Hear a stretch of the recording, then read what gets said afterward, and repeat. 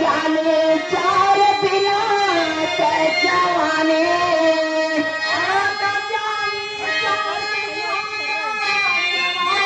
छोटा लगे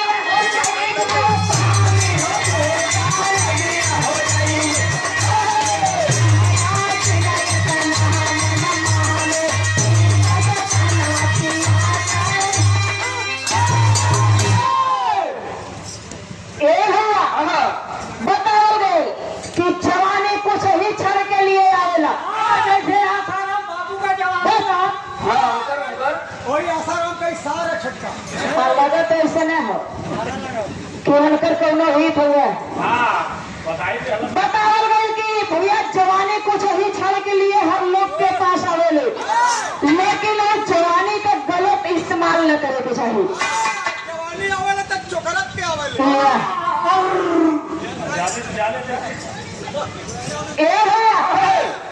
जवानी कुछ ही क्षण के लिए रहेला। इस जवानी की जोश में इंसान के अपने होश के ना खोए के चाहिए, और वह अगर अपने होश के खो देला तो इधर पे उधर हो जाए।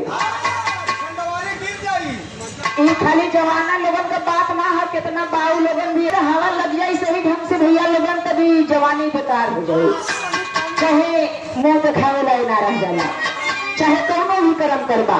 लेकिन कहना है कि झोंका लगी है जरीबो पानी और तहरा जी ने इतना मन माने।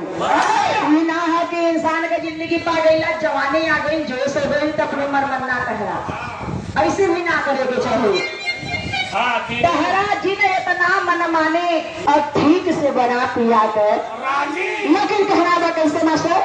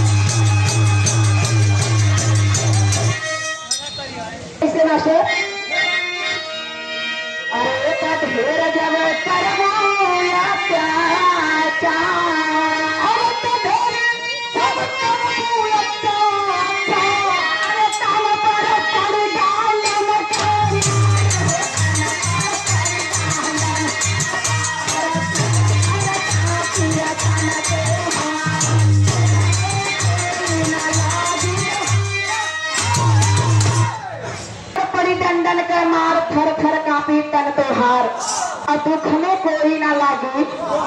जोने से दोस्त के साथ में अपन गलत व्यवहार कैले रहबा वो भी तो हर साथ ना दी, जोने से मैं मार खाए लगवा। लेकिन कहना बा कैसे है सर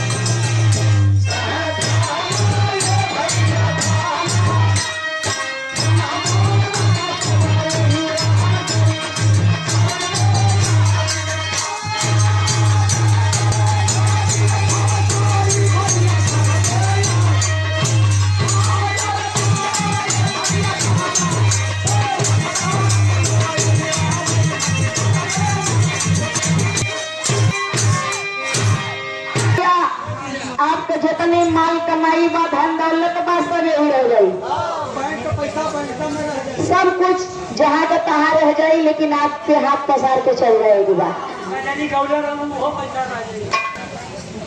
ए भैया, लेकिन अगले बंदे से कहना बा मास्टर कैसे, अरे गले में पल के करा भजनिया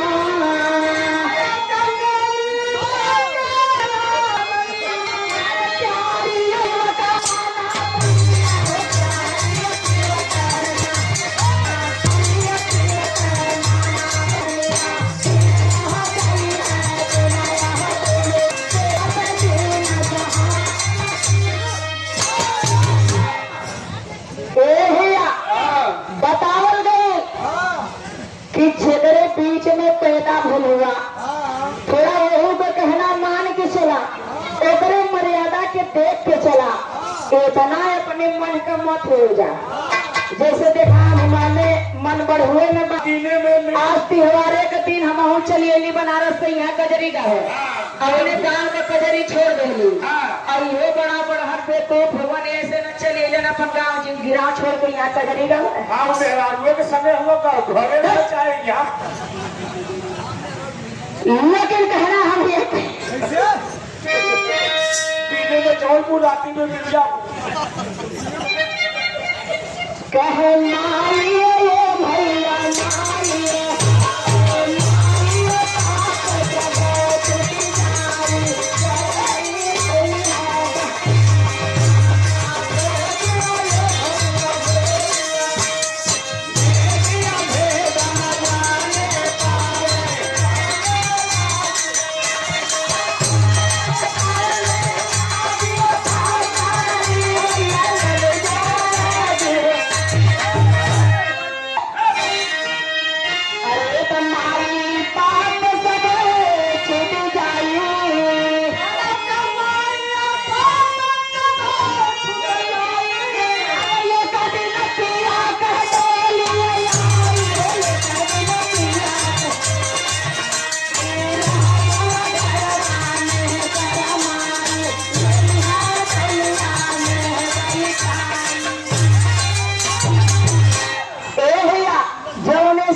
शरीर से प्राप्त थोड़ी निकल आई।